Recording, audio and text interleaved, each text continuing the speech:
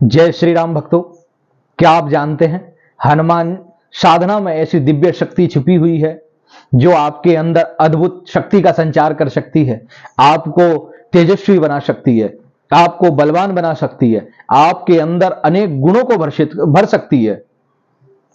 यह एक भक्ति नहीं, एक गुप्त साधना है जिसको सिद्ध कर लेने से इस संसार में आप निर्भय हो जाएंगे। कोई भी संकट, प्रेत, बाधा आपका कुछ नहीं बिगाड़ सकती। आज हम आपको ऐसी ही एक रहस्य में हनुमान जी की साधना देने जा रहे हैं, तो वीडियो को अंत तक जरूर देखिएगा ताकि आपको पूरी प्रोसेस समझ में आ सके और इस साधना को कैसे करना है इसकी पूरी जानकारी आपको मिल सके।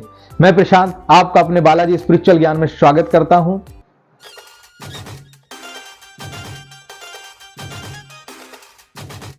रामायण में वर्णित हनुमान जी के बल के बारे में कौन नहीं जानता। वो हनुमान जी जो एक छलांग में समुद्र को पार कर सकते थे, जिनकी गर्जना से बड़े बड़े असुरों का दिल दहल जाता था। वो उनके शरीर की नहीं, उनके आत्मबल की शक्ति थी और यही आत्मबल साधना से आप भी प्राप्त कर सकते हो। हनुमान साधना का पहला रहस्य है ब्रह्मचर्य और तपस्या।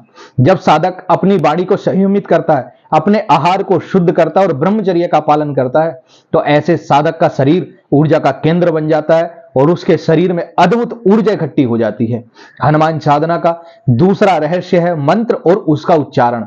जो हनुमान जी का दिव्य मंत्र है, उस मंत्र का सही उच्चारण करना और उस मंत्र को जानना और उस मंत्र के ऊपर कार्य करना गुरु आज्ञा अनुसार, यह भी साधना का एक रहस्य होता है। हनुमान साधना का तीसरा रहस्य है प्राण शक्ति जागृत करना। और प्राण शक्ति कैसे आप जागृत करते हो? प्राणायाम करके।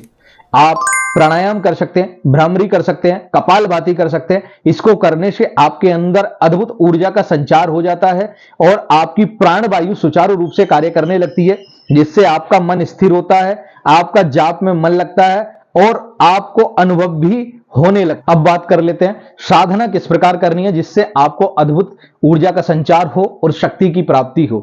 देखिए, ब्रह्म मुहूर्त में इसकी साधना का विधान है ब्रह्म मुहूर्त में साधना करना अथवा मध्य रात्रि को 12 से 3 के बीच साधना करना। ब्रह्म मुहूर्त की साधना आपकी जो कहलाती है सर्वसाधारण साधनाओं में आ जाती है, लेकिन जो गुप्त साधना होती है जिसमें साधक शक्ति को साधता है, हनुमान जी से संपर्क स्थापित करता है, वो रात्रि 12 से 3 के बीच होती है। यह गुप्त साधना कहलाती है। इसके लिए ब्रह्मचर्य का होना, आहार की शुद्धि और नियमों का पालन करना अनिवार्य है। मंत्रों की शुद्धता, मंत्रों का साफ उच्चारण करना बहुत जरूरी है। रुद्राक्ष की माला अथवा लाल रक्त चंदन की माला पर आप इसके मंत्र का जाप करेंगे। साधना करने से पहले एकांत स्थान ढूंढें, अपने ही घर में किसी एकांत कमरे को सजा लें, वहां पर हनुमान जी का विग्रह चौकी पर स्थापित करें। हनुमान जी को अगर सिंदूर वाली मूर्ति मिल जाती है, लाल सिंदूरी मूर्ति, तो बहुत अच्छा है, वरना आपके पास जो हनुमान जी की प्रतिमा, जो हनुमान जी की मूर्ति हो, उसको अपने मंदिर में स्थापित करें। साथ में राम दरबार अवश्य रखें। हनुमान जी के सम्मुख चमेली के तेल, घी का दिया आप लगा सकते हैं अथवा तिल के तेल का दिया आप लगा सकते हैं। साधना 11 या 21 दिन की होगी।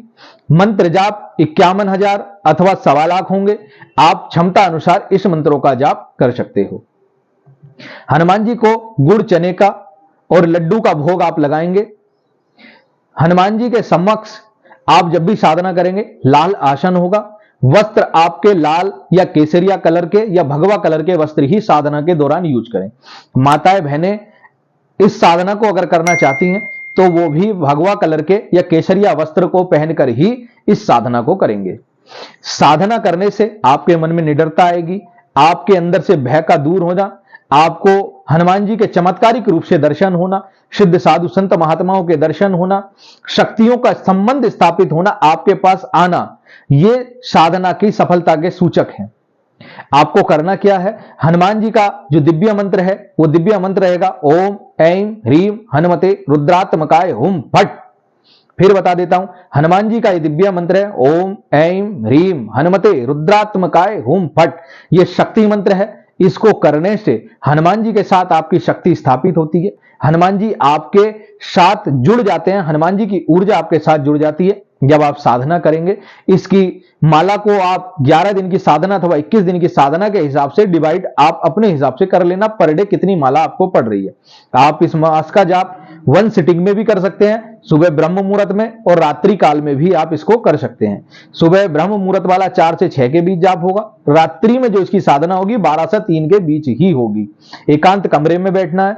11 दिन साधक को स्वयं के हाथ से बना हुआ भोजन ग्रहण करना है। याद रखें, स्वयं ही पकाना है, फल आहार करना है। फीका खाना आपको इस साधना के दौरान खाना है। आप नमक अन्न का त्याग करना। आप समझ लीजिए इस साधना में नमक और अन्न बिल्कुल वर्जित है। आप इसमें फल खा सकते हो, दूध दे सकते हो। आप जो ऊर्जा वर्धक पदार्थ हैं जो फलों की श्रेणी में आता है आप उसको ग्रहण कर सकते हो, लेकिन अन्न 11 दिन या 21 दिन की साधना में पूर्णतः वर्जित रहेगा। जमीन पर ही शयन करना है। एकांत कमरे में किसी के साथ शयन नहीं करना। साधक एकांत कमरे में सोगा ताकि जब शक्ति उससे संपर्क करे, क्योंकि देखिए जब आप परिवार के बीच में रहते हो तो शक्तियां भी आपसे उस हिसाब से संपर्क नहीं करना चाहती। अगर आप अच्छा अनुभव चाहते हो और अच्छी कृपा चाहते हो हनुमान जी की, तो एकांत में बैठ करके इस साधना को करें। जब आपके जाप पूर्ण हो जाए उसके बाद बजरंग बाण का आपको पाठ करना है या हनुमान चालीसा का पाठ करना है। जितनी माला करने का संकल्प लिया है उतनी माला पूर्ण होने के बाद बजरंग बाण अथवा हनुमान चालीसा का आपको पाठ करना है। उसके बाद सीने पे इस प्रकार हल्की सी थपकी देते हुए जय बजरंगबली हनुमान इस तरीके से या जय हनुमान बलवान ये बोल करके आपको 3 थपकी सीने पर देनी है। इससे प्राण शक्ति ऊर्जा जागृत होती है, हनुमान जी के साथ आपका जो है संपर्क स्थापित होता है। जब आपके 1.25 लाख जाप पूरे हो जाए या 51,000 जाप पूरे हो जाए जितना आपने संकल्प लिया है, उसके बाद 11 दिन की साधना है तो 12वें दिन, 21 दिन की साधना है तो 22वें दिन साधारण सर्व सामग्री से आपको इन्हीं मंत्र से हनुमान जी का हवन कर देना है, दशांश हवन करना है। यदि 1.25 लाख जाप है तो 12,500 आहुति लगेंगी। 51,000 का 10,000 आप 5,100 आहुति आपको लगानी पड़ेगी। उसके बाद 11 ब्राह्मण आप भोजन खिला दीजिए, कन्याओं को भोजन खिला दीजिए। अगर आपके पास ब्राह्मण उपलब्ध नहीं है, मंदिर में जाकर दान दक्षिणा करें, ब्राह्मण को यथासंभव दक्षिणा दे करके हनुमान जी के चरणों में प्रणाम करके आपकी ये साधना पूर्ण हो जाएगी। साधना में विशेष ध्यान रखना, भय करीब नहीं आने देना। कोई भी आपको अनुभव होता है किसी परछाई का दिखना या किसी भी चीज का आसपास महसूस होना तो बिल्कुल ना घबराएं। मंत्र को तेजी के साथ बोलना शुरू कर दें। मन ही मन आप मंत्र बोल रहे हैं और अगर आपके आसपास किसी ऊर्जा का आभास होता है तो आप वाचिक मंत्र जाप करना प्रारंभ कर दें। इससे क्या होगा, आपका भय दूर होगा। सोचें कि हनुमान जी आपके साथ खड़े। साधना करने से पहले गुरु आज्ञा बहुत जरूरी है।